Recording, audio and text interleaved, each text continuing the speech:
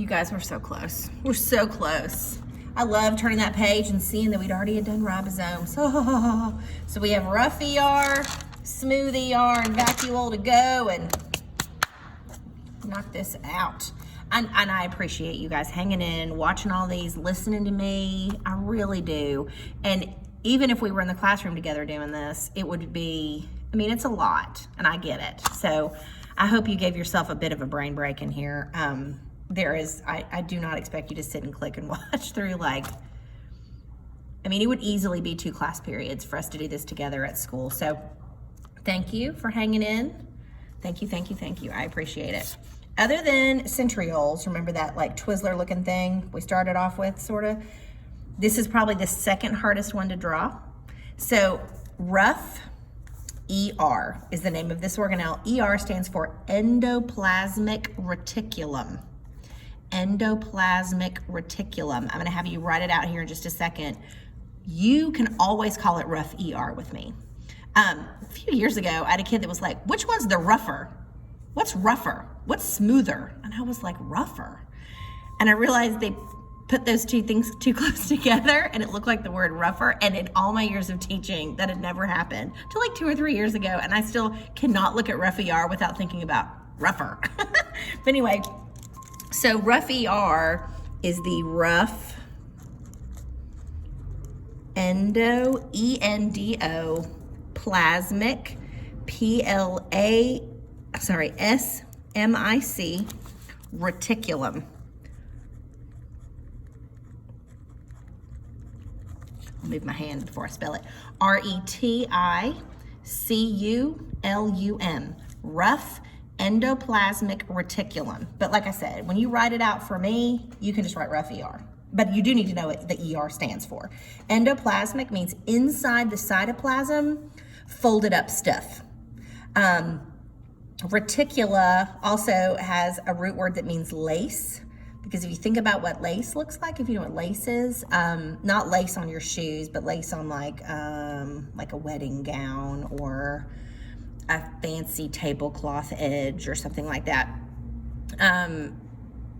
Reticula also can mean lace, because if you think about lace, it looks like, you know, a very intricate folded pattern. Anyway, but it means rough, inside the cytoplasm, folded membrane.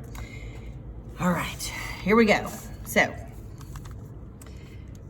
I'm gonna draw some of these again, but I'm also gonna draw something that looks like a big weird eye. And maybe one that isn't even an eye. It's like something like this. Like this. Folded, folded, folded membranes. So that's what my rough ER is gonna look like. And because, like I said, they're membranes, you have to give them like a lip around each of these shapes.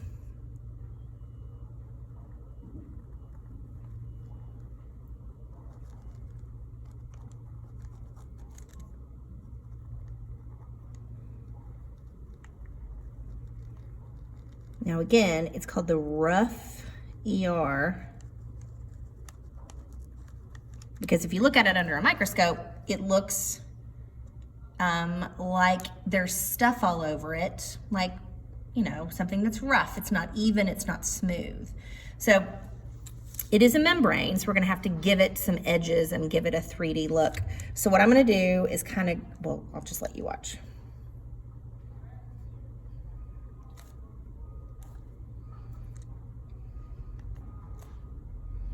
Kind of more like, there you go.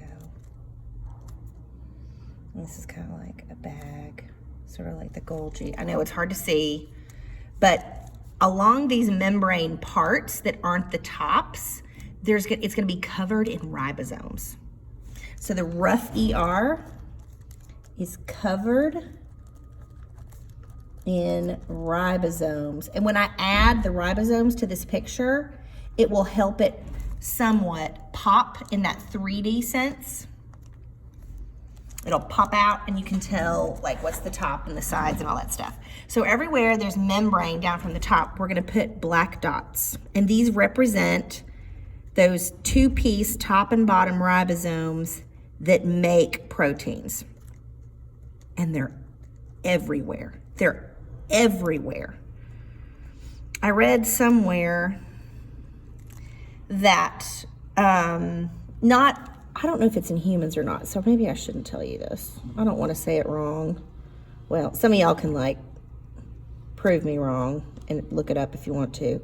I read somewhere that there's more ribosomes in a single, maybe not human cell. I can't remember. But anyway, I read somewhere that there's more ribosomes in a cell than there are cells in a body. But I can't remember. And then last year, someone asked, well, how many ribosomes does a human have? And it was like, the number was so big, it was crazy. Like, it took almost my whole board to write all the zeros. It was huge. But anyway, so hopefully you can tell that there's like a top, an inside, and then a membrane. And actually, all along, if I were to zoom way in with a microscope and look real closely inside all those membranes, even down in here, you would even see ribosomes hanging out. So inside the rough ER, because there's ribosomes there, so there is some protein making going on in the rough ER because there's ribosomes there. So some proteins are made in the rough ER.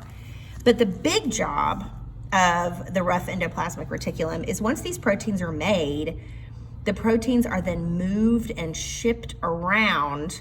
So this is like the shipping department, the transport. It's funny when I said that because now I hear beeping outside, like something's being transported outside. The shipping and transport of proteins. I'll say, and you know what? Yeah, we'll just say, and proteins. It does some other stuff, but nothing that you need to know in middle school. And while I am so tempted sometimes to kind of overteach, and especially if you're listening carefully, I really appreciate it. But also, I don't want to bog you down with stuff. But know that the rough ER is the shipping transport. It's like the interstate system, the highway system of a cell. And so they're going to ship and transport proteins and some other stuff, mainly like hormones, vitamins, that kind of thing that your cells will need. But we're not going to get into that. But that's the other stuff. But I'm not going to write it down because I want you to panic about remembering all that. If you remember, it's shipping and transport of proteins. Rough ER stands for rough endoplasmic reticulum, makes proteins and ships proteins. And the reason it's called the rough ER is because it's covered in ribosomes. Handily, yay, ribosome starts with R. Rough ER starts with R, so there's a little handy little way to remember which one is covered in ribosomes, the rough one.